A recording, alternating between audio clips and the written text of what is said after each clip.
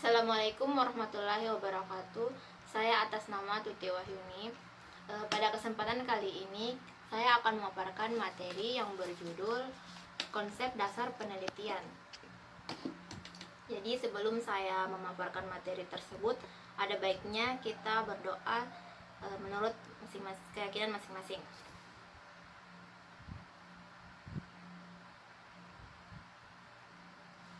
Selesai. Jadi materi yang saya akan paparkan adalah berjudul konsep dasar penelitian. Adapun yang termasuk konsep dasar penelitian yaitu konsep, konstruk, variabel, hipotesis, dan pengukuran. Itu menurut Jalaluddin Rahmat.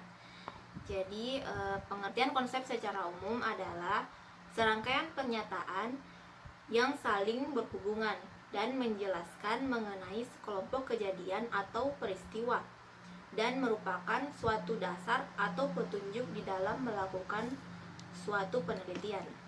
Jadi adapun juga beberapa menurut para ahli tentang konsep. Yang pertama ada Siswoyo yang mendefinisikan konsep adalah perangkat atau sesuatu yang saling berhubungan mencerminkan suatu pandangan sistematik mengenai fenomena. Selain Siswoyo ada pula Singarimbun dan Effendi yang mengatakan bahwa konsep merupakan generalisasi dari sekelompok fenomena tertentu sehingga dapat dipakai untuk menggambarkan berbagai fenomena yang sama. Selain Siswoyo dan Singarimbun dan Effendi, ada juga Aristoteles yang dalam bukunya The Classical Theory of Concept yang mendefinisikan konsep merupakan penyusun utama dalam pembentukan pengetahuan ilmiah dan filsafat pemikiran manusia. Jadi, dari semua pengertian konsep yang telah dijelaskan tadi dapat disimpulkan bahwa konsep adalah abstraksi yang dibentuk dengan menggeneralisasikan hal-hal khusus. Misalnya kita ambil contoh warna merah, hijau, hitam, biru itu digeneralisasikan sebagai warna. Sedangkan membaca buku, mendengarkan kuliah, mengerjakan pekerjaan rumah adalah disebut belajar. Jadi warna dan belajar adalah konsep.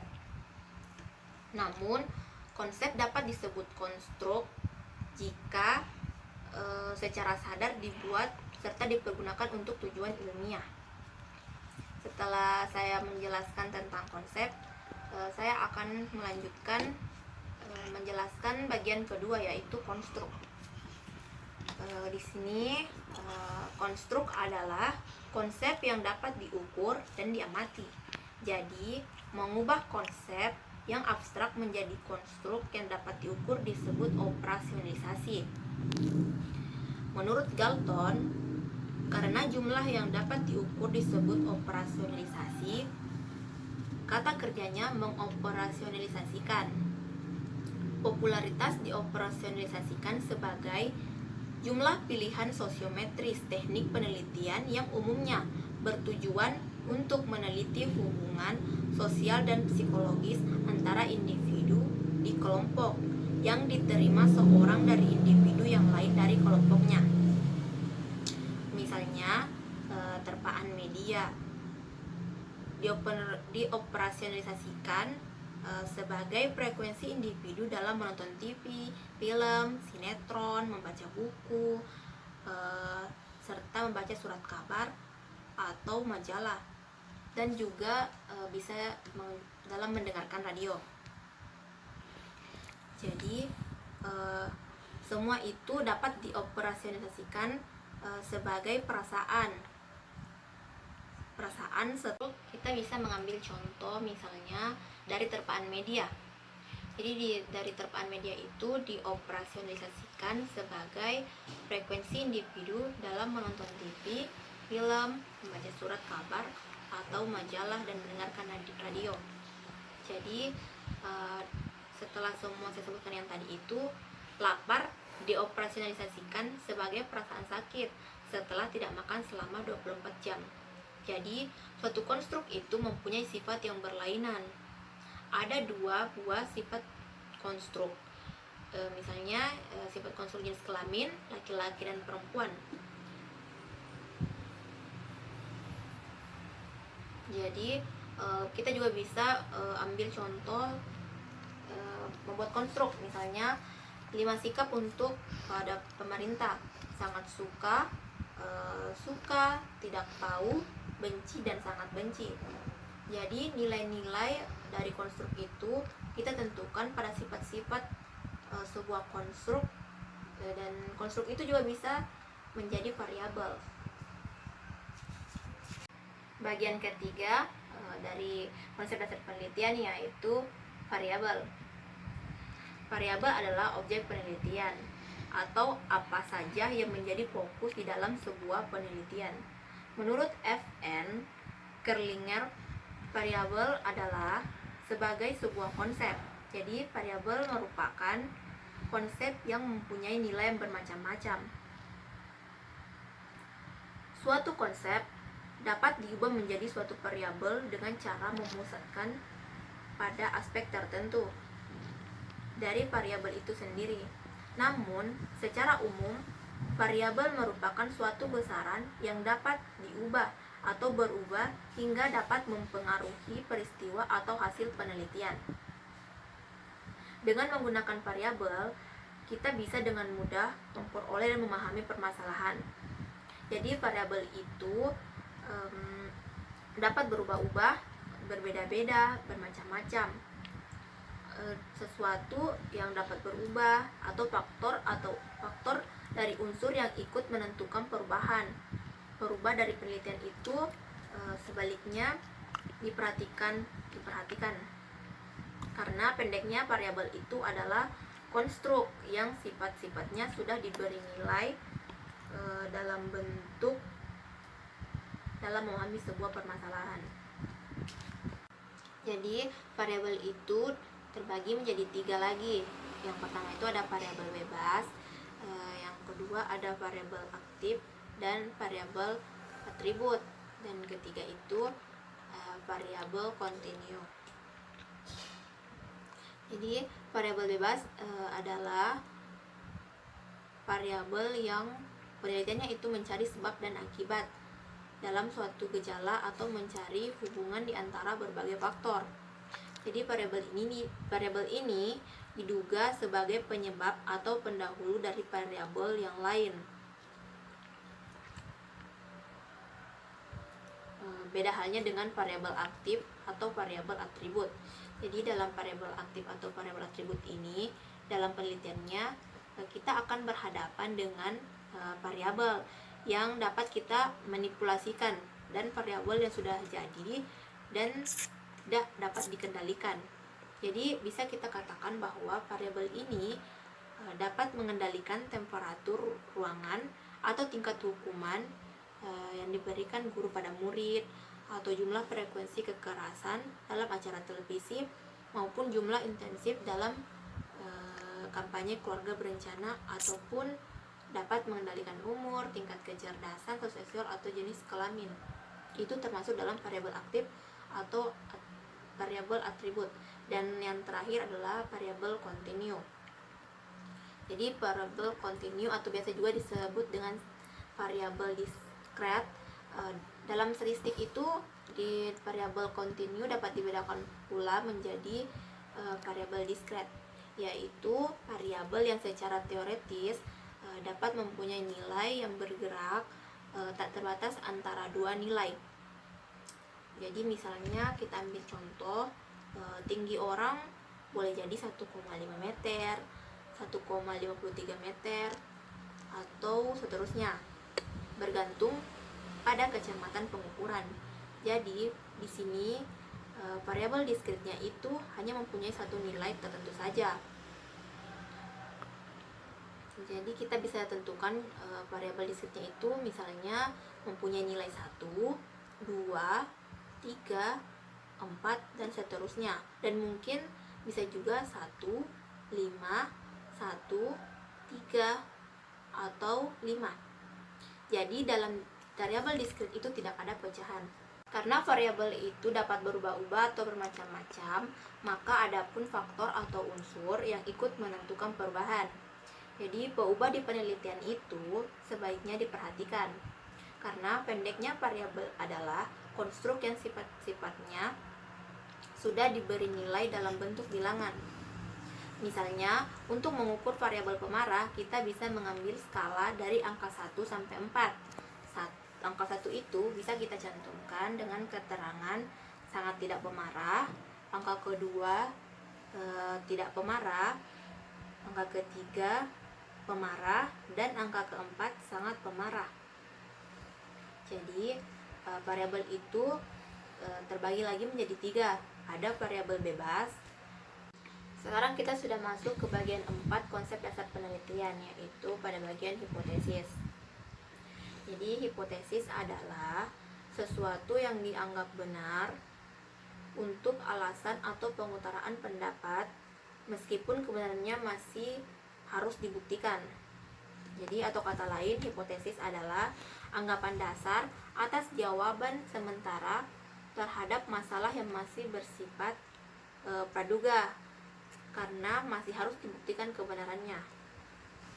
Jadi dugaan jawaban tersebut merupakan kebenaran yang sifatnya sementara yang akan diuji kebenarannya dalam data yang dikumpulkan melalui sebuah penelitian. Jadi hipotesis itu teorinya masih harus diuji, harus dirinci melalui menjadi proposisi.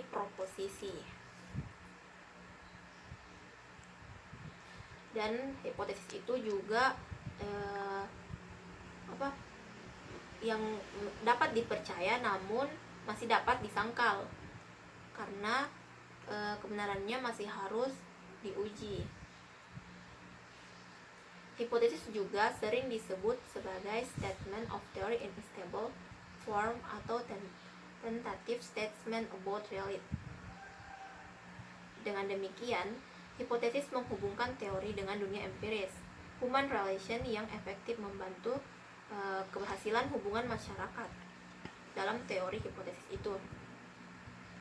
Jadi dari teori ini dapat dijabarkan beberapa hipotesis. Misalnya, 1, makin puas pegawai dengan perlakuan atasan terhadap dirinya, makin baik citra perusahaan dalam persepsinya. Adapun hipotesis kedua yaitu makin sering publik melakukan kontak dengan perusahaan, makin positif sikap mereka terhadap perusahaan. Dan ketiga, terdapat perbedaan antara produktivitas pegawai yang dimotivasi dengan ancaman dan pegawai yang dimotivasi dengan intensif. Kegagalan merupakan hipotesis akan mengaburkan hasil penelitian. Hipotesis yang abstrak bukan saja membingungkan prosedur penelitian, tetapi juga sukar diuji secara empiris. Hipotesis yang abstrak biasanya dibuktikan kebenarannya bukan dengan data empiris tetapi dengan interpretasi subjektif. Jadi Good itu menjelaskan ciri-ciri hipotesis yang baik. Adapun ciri-cirinya sebagai berikut. 1. Hipotesis harus jelas secara konseptual. 2. Hipotesis harus mempunyai rujukan empiris. 3. Hipotesis harus bersifat spesifik. 4. Hipotesis harus dihubungkan dengan teknik penelitian yang ada. Dan yang kelima itu, hipotesis harus berkaitan dengan suatu teori. Jadi, hipotesis harus betul-betul fokus atas suatu penelitian yang akan diteliti. Jadi kita masuk pada bagian terakhir dari konsep dasar penelitian, yaitu kelima, pengukuran. Jadi pengukuran adalah penggunaan aturan untuk menetapkan bilangan pada objek atau peristiwa. Dengan kata lain, pengukuran menandai nilai-nilai variabel dengan notasi bilangan. Jadi yang disebut dengan notasi bilangan di sini dilakukan secara sistematis dan taat asas. Peraturan pengguna notasi bilangan dalam pengukuran disebut skala atau tingkat pengukuran. Bisa juga dikatakan level of measurement. Misalnya kita dapat ambil contoh. Dalam lomba lari, 3 petugas merekam pertandingan. Petugas pertama mencatat pelari berdasarkan nomor pada kasusnya. Petugas kedua mencatat peserta berdasarkan urutan keberhasilannya mencapai garis finish, dan petugas ketiga mencatat waktu yang dicapai setiap pelari. Jadi itu adalah tingkat pengukuran dalam pengukuran atau scales of measurement. Dan yang kedua, kecermatan pengukuran. Dalam penelitian ilmiah mempunyai dua syarat alat ukur yang sangat penting, yaitu reliabilitas dan validitas. Reliabilitas di sini mempunyai arti yaitu memiliki sifat dapat dipercaya. Dapat dipercaya berarti suatu alat ukur yang dikatakan memiliki reliabilitas apabila dipergunakan berkali-kali oleh peneliti yang sama atau oleh peneliti yang lain tetap memberikan hasil yang sama. Ini menurut Forecast dan Research 1973 ayat 71. Meteran kain reliable bila 1 meter kain yang diukurnya selalu sama. Jadi meteran dari logam lebih reliable daripada meteran karet, karena meteran karet mungkin terlalu fleksibel. Jadi reliabilitas mengandung makna stabilitas, yaitu tidak berubah-ubah atau konsisten, dan defendabilitas atau dapat diandalkan. Jadi dalam pengukuran itu ada 3 cara untuk menentukan reliabilitas, yaitu antar uji, antar butir, dan antar penilai. Cara pertama yang bisa dilakukan untuk menguji reliabilitas adalah kita bisa membandingkan beberapa hasil pengukuran dari populasi yang sama pada waktu yang berbeda atau penelitian berlainan. Kemudian perbandingan itu dihitung untuk mencari angka korelasinya. Bila perbedaan itu hanya kebetulan saja, pengukuran memiliki korelasi yang signifikan. Pada cara yang kedua, alat ukur yang terdiri dari sekitar butir tes dibagi 2. Ini disebut metode belah 2 atau split half procedure. Jadi pengukuran dapat juga menghasilkan yang namanya skor responden. Pada skor responden ini terdapat kelompok butir tes yang pertama dikorelasikan dengan kelompok butir tes yang kedua, atau skor responden pada butir-butir tes bernomor ganjil dikorelasikan dengan kelompok butir tes bernomor genap. Dan cara yang ketiga, responden yang sama akan diukur, diuji, dan diamati oleh beberapa orang penguji. Skor yang diberikan oleh setiap penguji kemudian dikorelasikan. Reliabilitas dalam pengukuran ini biasanya dinyatakan dengan angka kesepakatan di antara penilai. Validitas adalah sifat benar menurut bahan bukti yang ada, seperti logika, berpikir, atau kekuatan hukum. Jadi sifat valid itu adalah kesahihan. Atau sebenarnya kita tidak pernah mengukur objek. Yang kita ukur adalah sifat-sifat objek dengan menggunakan alat-alat ukur tertentu. Jadi soal temperamen yang hanya mencakup 1 dari 10 pokok persoalan yang dibicarakan, misalnya dalam 1 semester, jelas tidak memiliki validitas isi. Itulah tadi 5 konsep dasar penelitian yang saya jelaskan. Jadi sebelum jauh, ada baiknya saya juga akan menjelaskan tentang penelitian. Jadi penelitian itu adalah data-data dari keterangan yang benar dan nyata. Keterangan sebagai bahan yang dapat dijadikan dasar kajian atau analisis dalam kesimpulan. Ini menurut Departemen Pendidikan Nasional 2001. Jadi data itu juga terdiri dari 2 macam, yaitu data kualitatif dan data kuantitatif. Jadi data kualitatifnya itu data yang diperoleh dari rekaman, pengamatan, wawancara, atau bahan tertulis dan tidak terbentuk angka-angka. Sedangkan data kuantitatif itu adalah data yang berbentuk angka-angka atau numerik yang diperoleh dari perhitungan data kualitatif atau pengukuran, seperti melalui penyebaran angket, misalnya tentang nilai suatu mata kuliah, skor jawaban angket, dan lainnya. Itulah hasil dari materi yang saya bawakan yang berjudul konsep dasar penelitian. Semoga materi yang saya bawakan ini bisa bermanfaat dan dipahami baik-baik dan menjadi berkah bagi kita semua. Akhir kata saya ucapkan wabillahi taufiq wal hidayah. Wassalamualaikum warahmatullahi wabarakatuh.